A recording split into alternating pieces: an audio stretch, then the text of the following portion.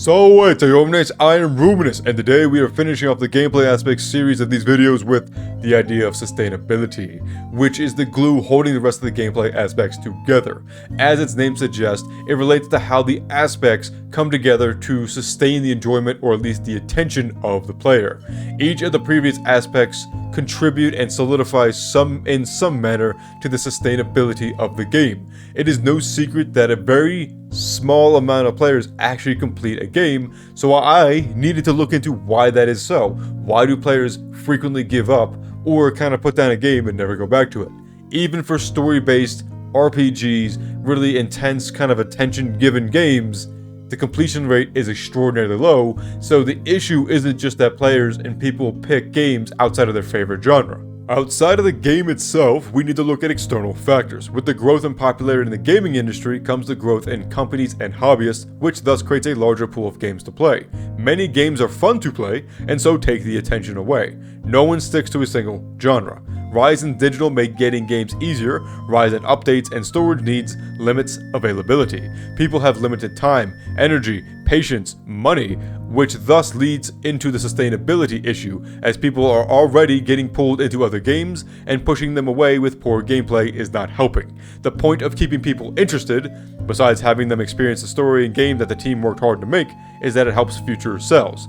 Players who complete and enjoy a game are much more likely to buy the sequel or another game from the same developer. So, sustainability revolves around keeping the player engaged in the game enough to complete it. How to do this is literally quite the impossible task. I was a teacher and a coach. Trying to keep the attention of 30, sweaty, angsty, confused teenagers is a constant issue that requires delicate planning and great presentation. If you listen to any comedian, teacher, public speaker, any sort of presenter, they will tell you usually the first couple things that they do fail miserably. It really is just awful. And for me, it's no different. My first lesson was miserable just because I didn't know what I was doing. I had spent 2 years in college. They tell you all the theories, they tell you all the practices, but those are theories. There is a difference between theory and reality. So when I first taught, I was teaching second graders, and I was teaching in an after-school program that was specifically aligned with the college to help, help student teachers become teachers. And when I went into second grade, the thing I failed mostly on is that I was trained to teach high school. And in high school, you should be able to do math, you should be able to read, you should have basic understanding of science. When you get to high school, you should have these things down. I assumed that second graders would be able to read basic sentences. And I mean, he was there, that kind of thing, like very short sentences. That was not true. Many of these students, they could barely read. They could understand a few words, but not this. And so my lesson was going over aligning gods, the Roman gods, to symbols and to kind of like single word things, which means that it fell flat on my face and I had to improvise every single thing. But the problem is that the kids didn't learn anything because they were so frustrated. They wanted to learn. They actually wanted to be there. But the problem is that I failed them. I didn't present it in a manner that was conducive to their learning. I didn't have any backups. There was no structure. There was no organization. I had one way of doing things, and that fell apart immediately. This goes along with sustainability. I know plenty of people like this game. I legitimately do not like this game. I do not find it fun or engaging. And this guy won't leave me alone. I attacked you one time. That was a lifetime ago.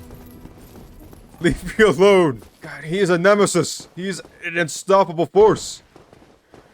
I made a mistake, sir. Have some mercy.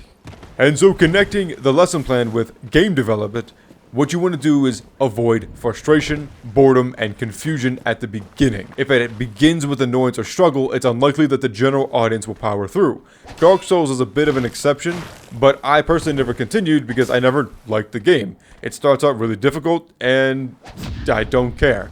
It's not that I necessarily need hand-holding, it's just that it really just caramelizes your onions. It really messes with you, kills you in a couple hits. And I don't really find that fun. I don't really find that engaging, particularly because I don't know how to play the game. And that's where the issue lies. My students didn't know the instructions because they couldn't read. The instructions were all written down, but they couldn't read, and so they didn't know what to do. They didn't have any bare bones understanding, and so they wasn't sustainable. Same thing with Dark Souls. I didn't really know what to do. I didn't know how to level up. I did not really know how to do certain things. It tells you kind of how to play the game, but it really doesn't tell you how to play the game. It tells you how to equip items and how to attack, but that's pretty much it. You want to give just enough story, just enough challenge, and just enough unique mechanics at the beginning to pique the interest of the general audience of most people, but then once you get them acclimated to the environment, then you can get into more challenging or more complex aspects of the game. Well, that doesn't bode well, does it? Oh, Jesus! In education, they tell you that students generally have the attention span of their age in minutes, where they're 7 years old, so they have 7 minutes of attention. When I studied website development, I was told that people will spend 3 to 5 seconds when visiting a new website before they decide to stay or leave. Being concise, direct, and engaging helps keep people's attention, as the changes in simplicity make it easy to follow.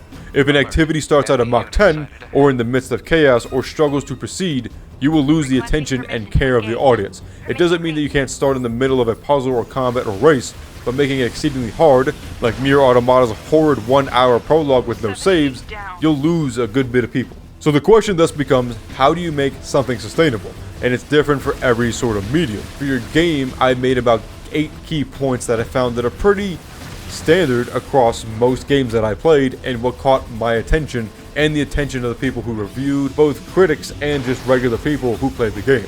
1. Don't overburden the system or the player. Kingdom Hearts 2 has an area where you have to kill 1,000 enemies at once, but it has cinematic and reaction commands, and it builds the drive, or like the special attack bar, very frequently, which makes it very easy to beat. It doesn't overburden the player. 2. Have the game match the movement. Jedi Knight 2 has platforming sections, but the movement and camera don't fit platforming. It's not designed for that, and so you often fall and have frustration. 3. Don't cram the game with too many features or verbs, because then you lose utility. Rise of the Tomb Raider has so much gun customization for hardly any gunfights. Save everything, grind for nothing. 4. Don't with fetch quests and elongating the game, because then you mess with your flow and your growth. Assassin's Creed 2 has side missions with their flags and feathers, but it takes way too long to get these things, and it's miserable. 5. Understand and work with the limitations of your game, including your latency, consistency, and precision that are both planned and unplanned. It's okay if your game isn't perfect, but your game needs to match your imperfections. Resident Evil 5 had issues with its versus mode, where lag would teleport players and make the standing aiming impossible. 6. Do not mess with the player or force them into certain things, because then you mess with autonomy. Mega Man Battle Network is really bad, where it forces the player to battle multiple times in the beginning for its tutorial and not let the player experience the game on their own. 7. Reward skill, not luck. Frustration is not difficulty, and it turns people away from the game. The onslaught at the end of God of War on God mode is bananas. 8. Have the layout, details, and visuals match the view and camera. At certain points in Crash Bandicoot 4, boxes will be off-screen or hidden without really any indication that they are there, and can thus frustrate the player when they're looking for that 1 or 2 boxes. Overall, sustainability is difficult to achieve for thousands, millions, quadrillions of players, but it can be achieved by making the game reliable and consistent. There is beauty in simplicity and in concisity. Kingdom Hearts 3 has some pretty bad sustainability for a franchise with 50 games and oddly complex titles. The story is not only confounding to begin with, but the exposition of the previous games, and stories and weird webcomics, takes over half of the game to get through. Nothing new really happens until the very end. There are so many combat features that are flashy and cool the first time you do them, but they take so much time to do, and generally don't do anything different than the normal attacks or magic. The combat is also the easiest in the entire series, lacking any real need to test with any new styles or upgrades, rather than just mashing X with your normal attacks and magic like before. The various finishers and fancy combat has to be shifted through another menu in real time to be selected, which can cause issues, it takes a lot of time, it's clunky, and so again, it's easier just to do your normal attacks. The game constantly freezes the gameplay to explain a feature that is honestly rare or not needed to progress. There are other issues with sustainability, but I hit the core features with the combat and the story, which are main components of the game. The game relies on its story quite heavily, and the combat is a very frequent thing that it needs to be trimmed down. There's too much that is there, and it's not really useful. It's nice to have, sure, and it's a nice reflection of the old games, but it's not really it doesn't really do much, and it's not really useful rather than just regular attacks. Spyro has pretty great sustainability for an early 3D platformer. Although I'm playing the remakes, it follows the old games pretty well. The game allows the player to go through the various levels at their leisure.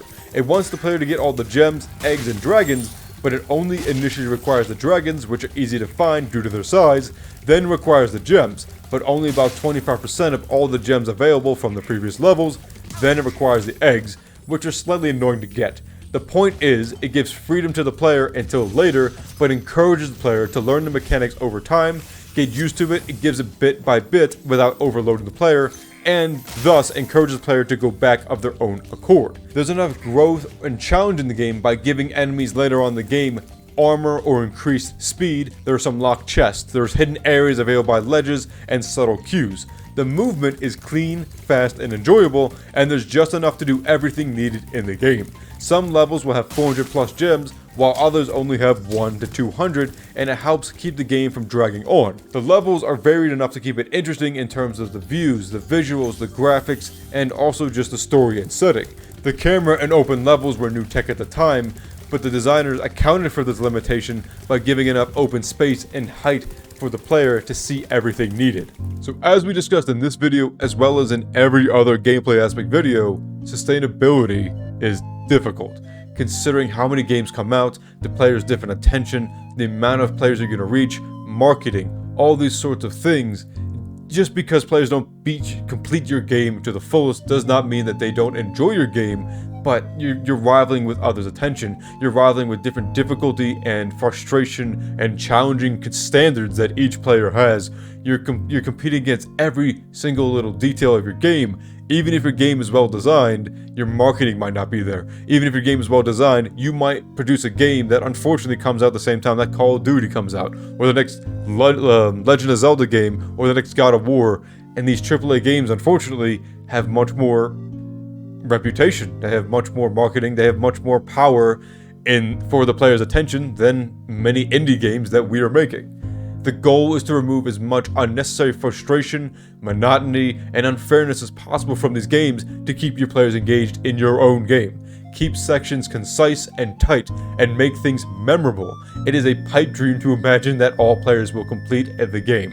Even story-based games like Mass Effect 3 will have a low completion, but you want players to remember the game fondly, even if they don't finish. We don't want the first thought of the players when they rethink about a game or they're talking about a game to their friends to be the bad parts. Even if you're designing a puzzle game or a mystery, you want to make sure that it's solvable. You want to make sure it's logistical, because if you make it too obscure, too difficult, you're going to lose people, and people are going to say, it's got a nice premise, it's got a nice story, but the problem is you can't figure out anything. It's miserable. Make sure that your overall experience is engaging and fun to ensure that future projects sell and get the attention they deserve from the industry. You don't want your first impressions to be bad, as sales typically are within the first couple weeks. So after a game is released, after the first month, it kind of falls to the wayside because people look at new entries, even for indie games. But your other aspects should help it to achieve acclaim, even if after a certain amount of time, like Among Us. Among Us was a game that reached acclaim way after, because it had, unfortunately, it didn't have the marketing, but eventually streamers and reporters and all sorts of things gave attention to it, and it was a decent multiplayer game. Thanks everybody for watching. If you enjoyed this video, make sure to like, subscribe, ring the bell to be notified of future videos. If you have any games that fall within the bad or good sections of sustainability, anything that you think that I missed, any constructive criticism at all, please leave it in the comment section below so that we can continue this discourse. We are done with the gameplay aspects, and then instead, for the next video, we're going to move on to story in video games and how that helps or hurts the sustainability and other gameplay aspects as well. I'll catch you guys next time. Walete omnes.